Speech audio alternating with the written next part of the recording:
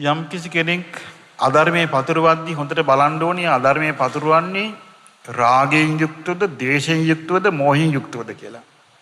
ඔය තුنين තමයි අධර්මෙ ගෙනියන්න තියෙන්නේ. දැන් අපි කිව්වේ දැන් අපි ආගමයේ එක බයින්නේ. ඉතින් අධර්මෙන්නේ පතුරවන්නේ, අධර්මෙන්නේ ගරහන්නේ, ධර්මෙන් නෙමෙයිනේ ගරහන්නේ. එතකොට එහෙම අධර්මෙන් ගරහනකොට ක්‍රම දෙකක් තියෙනවා. එකක් තමයි බුදුරජාණන් වහන්සේ බ්‍රහ්මජාල සූත්‍රයේ වදාළ ක්‍රමය.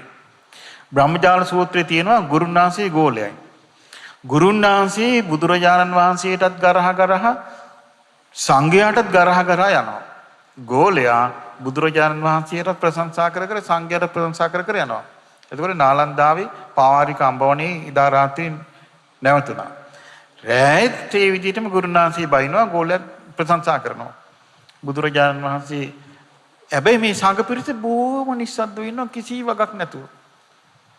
බුදුරජාණන් වහන්සේ වදාළ මහණෙනි කවුරු හරි තථාගතයන්ට බණිනකොට තරහ ගන්න එපා කිව්වා. තරහ ගත්තොත් අපිට වැරදුනා කිව්වා.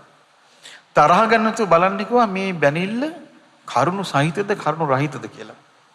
බැනිල්ල කරුණු රහිතයි කියලා තේරුණාම එහෙනම් මේ අයට වැරදිලා කියලා ඒක අතාරින්න කියනවා.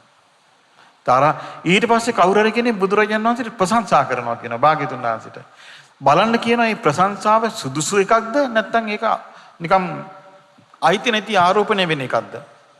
බලද්දී භාග්‍යතුන් වහන්සේ තුල තියෙන දෙයකට නම් ප්‍රශංසා කරන්නේ එහෙනම් මේ ප්‍රශංසා අමුතු එකක් නෙමෙයිනේ. ප්‍රශංසා කළත් නැත්නම් ඒක තියෙන එකක් නේ. කියලා ඒකට උදංගනන්න දෙන්නත් එපා කියනවා. සංඝයාට බයිනකටත් එහෙම කරන්න කියනවා. සංඝයාට බයිනකට ඒ දෝෂේ සංඝයාගේ තියෙනවද කියලා බලන්න කියනවා. ඒ දෝෂේ සංඝයාගේ නැත්තම් මේගොල්ලන්ට වැරදිලා මේ බයින්නේ කියලා ඒක අතහැරලා දාන්න කියනවා. ප්‍රශංසා කරනකට සංඝයාට මෙනෙහි කරන්න කියනවා මේ ප්‍රශංසාව අප තුල තියෙනවාද කියලා. අප තුල තියෙනවා නම් අය අමුතියෙන් ප්‍රශංසා කළා ප්‍රශංසා වරගෙන වැඩක් නැහැ නේ. ඒ ගුණ තියෙන නිසා ඒක තමයි බලන්න තියෙන බුද්ධිමත්මම ක්‍රමය.